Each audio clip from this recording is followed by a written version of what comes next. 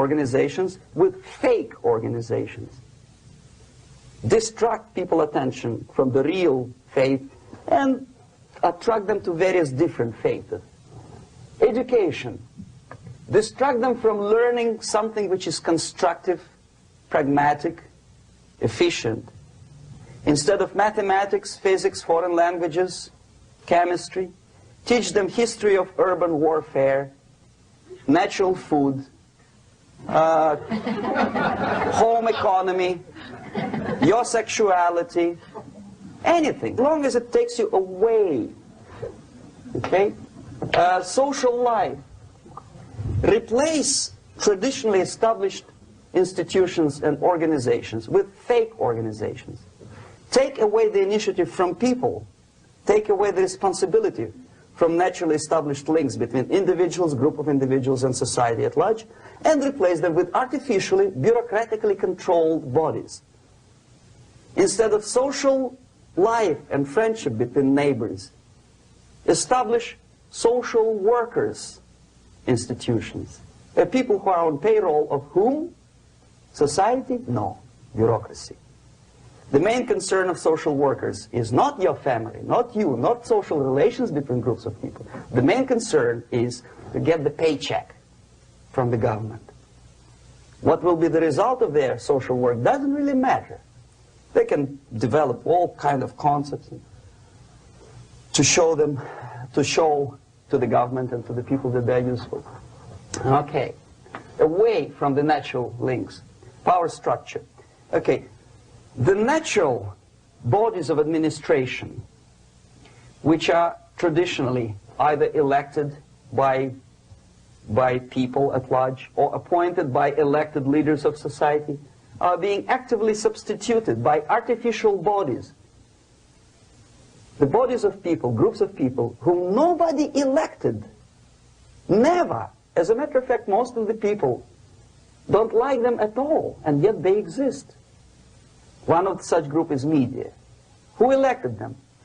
How come they have so much power? Almost monopolistic power on your mind. They can rape your mind. But who elected them? How come they have a nerve to decide what is good and what is bad for the elected by you, president, and his administration? Who the hell are they? Spiro Agnew, who was hated by the liberal left, called them a bunch of enfeebled snobs. And that's exactly what they are. They think they know. They don't. The level of mediocrity. In a big establishment like New York Times, Los Angeles Times, major television network, you don't have to be excellent journalist. You have to be exactly a mediocre journalist. That's easier to survive. There's no competition anymore. You have your good, nice income, $100,000 a year. That's it. Whether you are better or worse doesn't really matter anymore. As soon as you're smiling to the camera and do your job. That's it. No more competition. Power structure slowly is eroded by the bodies and groups of people who do not have neither qualification nor the will of people to keep them in power, and yet they do have power. Okay. Together with that, there is another process. Law enforcement, law and order organization and structure is being eroded.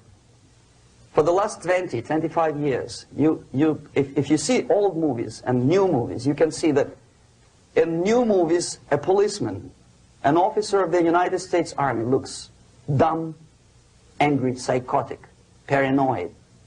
A criminal looks nice, kind of, well, he smokes hash and shoots the whatever drug, but basically he's a nice human being. He's creative. And he's unproductive only because society oppresses him. Whereby a general of Pentagon is always, by definition, a war maniac.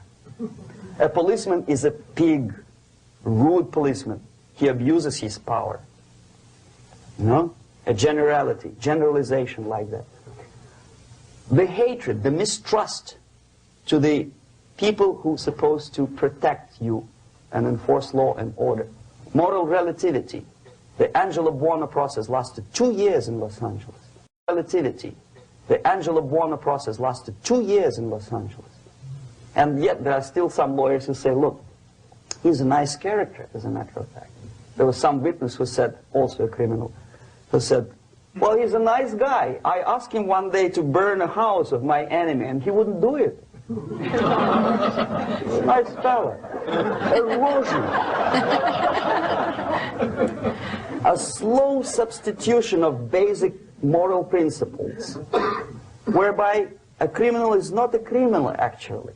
He's a defendant.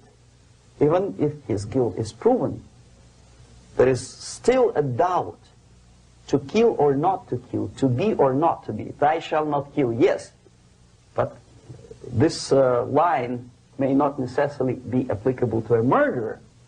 Thou shalt not murder, that should be the presumption, not that thou shalt not kill.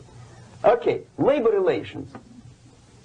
At this stage, within 15 to 20 years, we destroy the traditionally established links of bargaining between employer and employee. The classical Marxist-Leninist theory of natural exchange of goods. A person A has 5 sacks of grain and person B has 5 pairs of shoes. And the natural exchange without money is when they bargain between each other.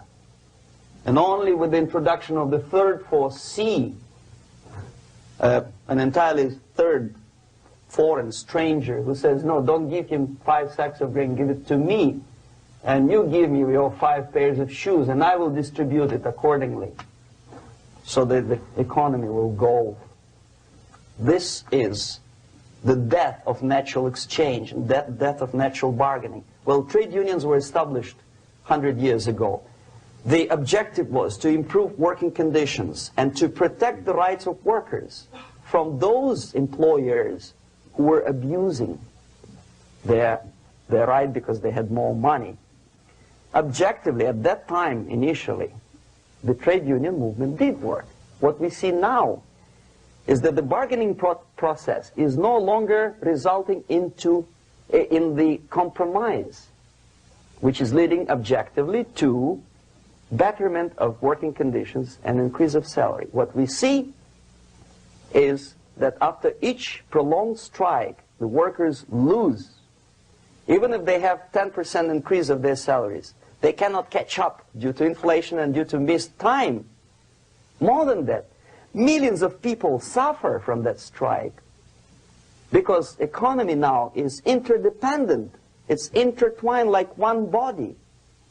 If previously steel workers, say 100 years ago, could strike and nobody would suffer, now it's impossible anymore. If a garbage collector strikes today, the rest of the multi-million city is stinking.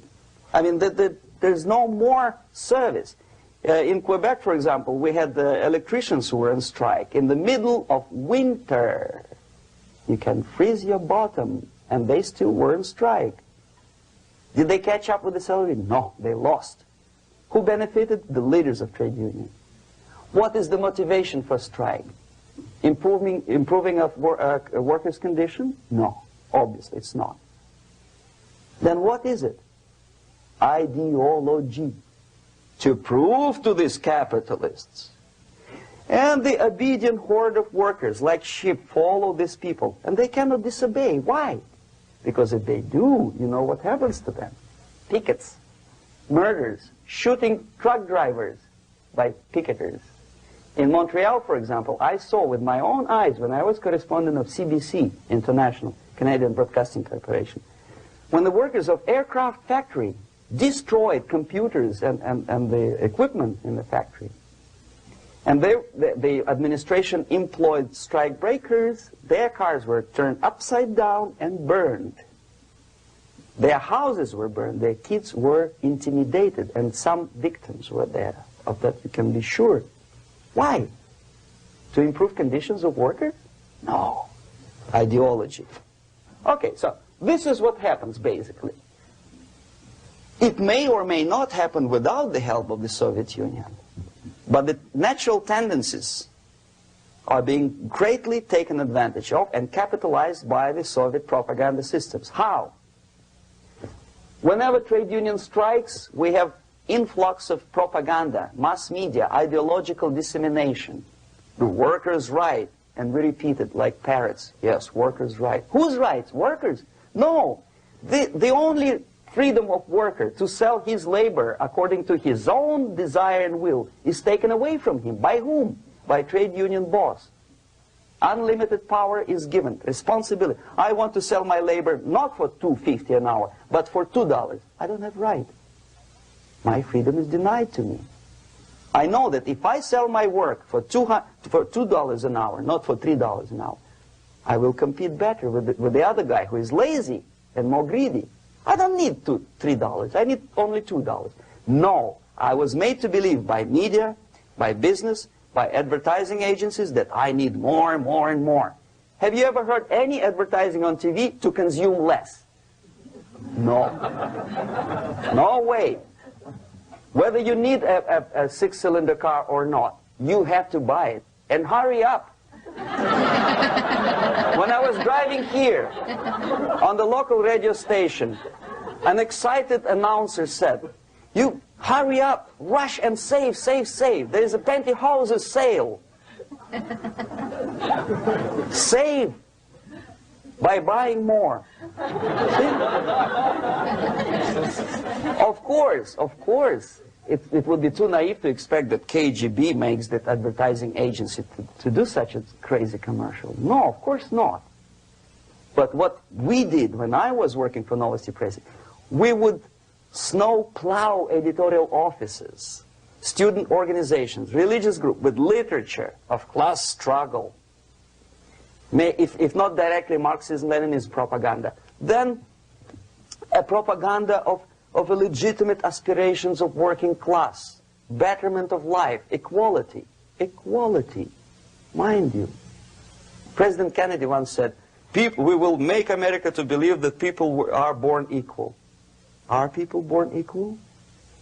Is there any mentioning in the Bible or any other holy scripture in any religion, if you don't believe me, go to the library and check it. There is not a single word about equality. Just the opposite.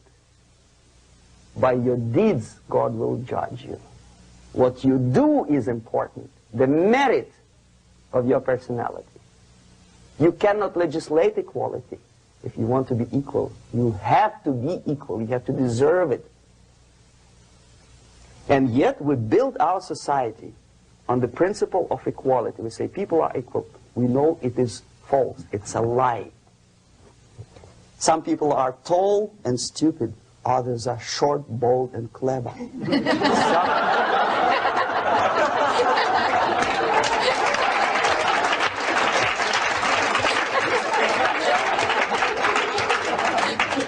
If we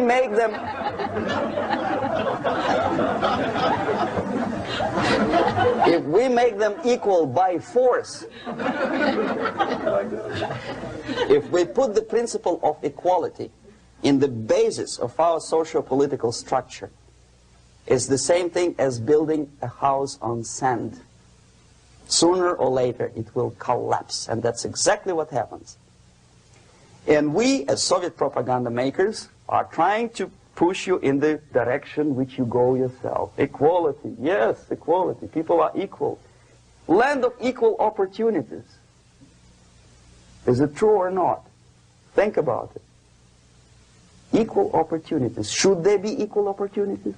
For me, and for a lazy bastard who comes here from some other country and immediately registers as a welfare recipient benefits?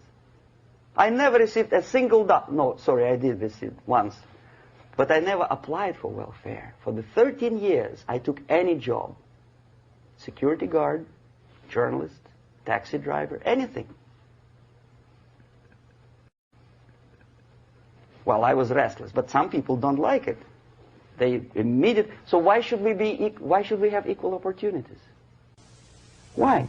The equal opportunity to